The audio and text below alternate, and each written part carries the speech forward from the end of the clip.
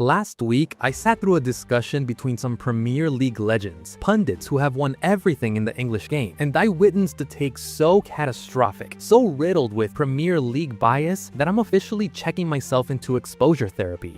No Premier League player in history is better than a prime Neymar. Oh, that's Wayne, that's rubbish. Thierry Henry, Yeah, Ronaldo, yeah. Ronaldo. Come on. Salah?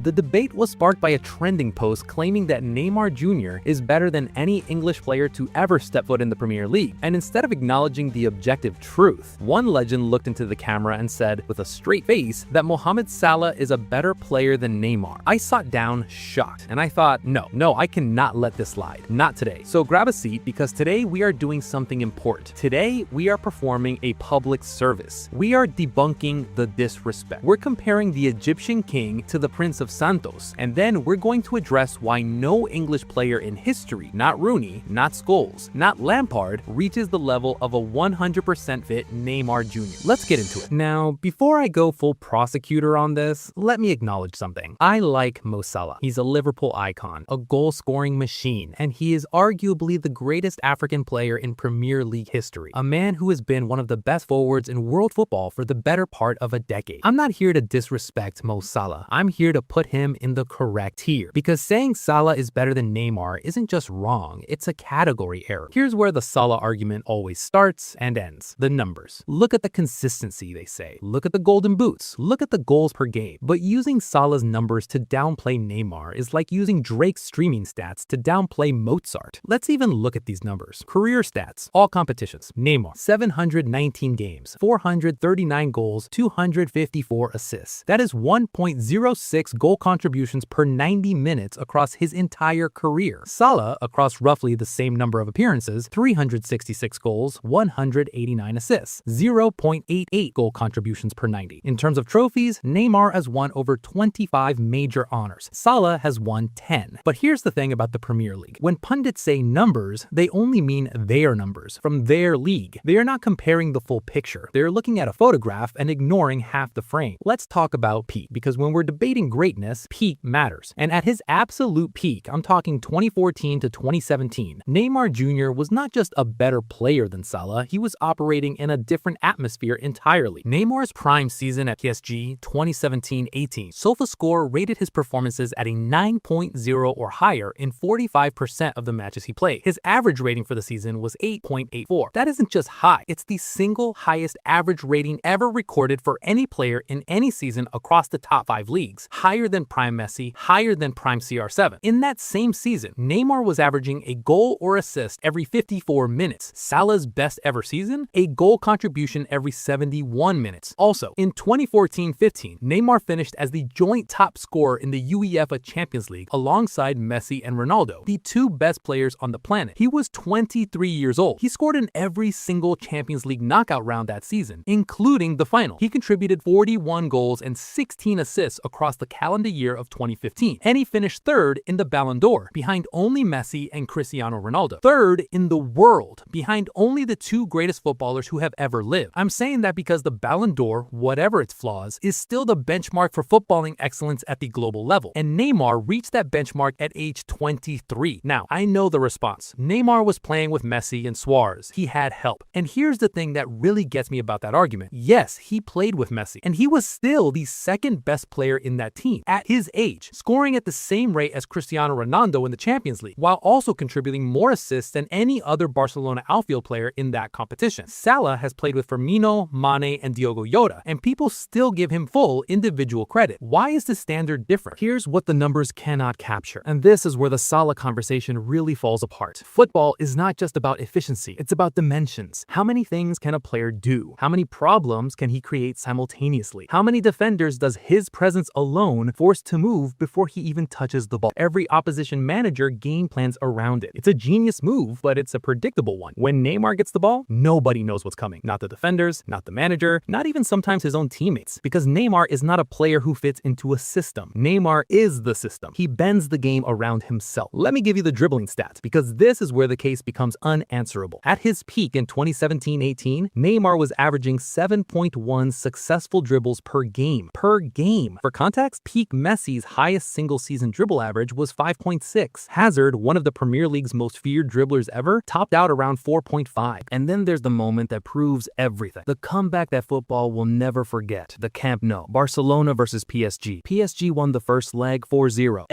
Everyone had written Barcelona off. And in those final, insane minutes of the second leg, with the tie on the line, and Messi having already played his part, it was Neymar who took over the game. He scored a stunning free kick. He converted the penalty. He provided the assist for the 6-1 winner. In 10 minutes, he dragged Barcelona back from the dead, and he did it on a pitch that also contained Lionel Messi and Luis Suarez. Has Salah ever done that? Has Salah ever had a 10-minute passage of play in a Champions League knockout game where he single-handedly altered the course of footballing history? Then, in 2020, when PSG somehow, improbably, reached their first ever Champions League final, it wasn't because of Mbappe, who was missing chances throughout the tournament. It was because Neymar, carrying the weight of that entire campaign in the knockout rounds, was performing at a level that reminded the world exactly who he was. He matched Messi's record for the most dribbles in a single Champions League match, 16, against Atalanta in the quarterfinals, and he dragged PSG through. When a team absolutely, desperately needs someone to carry them in Europe's biggest competition, Neymar has done it. That is not something you can manufacture with efficiency metrics or goal tallies. From the Premier League pundit community, not only is Salah supposedly better than Neymar, but apparently Neymar wouldn't even be the best player in Premier League history. You'll hear names like Wayne Rooney, Alan Shearer, Paul Scholes, Steven Gerrard, Frank Lampard. Let me be clear, every single one of those players is a genuine legend. Rooney is one of the greatest English players of all time. Shearer is the Premier League's all-time top scorer. Scholes was described by Zidane as the best midfielder of his generation. These are not small achievements, but we are not talking about Premier League careers. We are talking about peak talent, peak ability, peak impact on the game of football.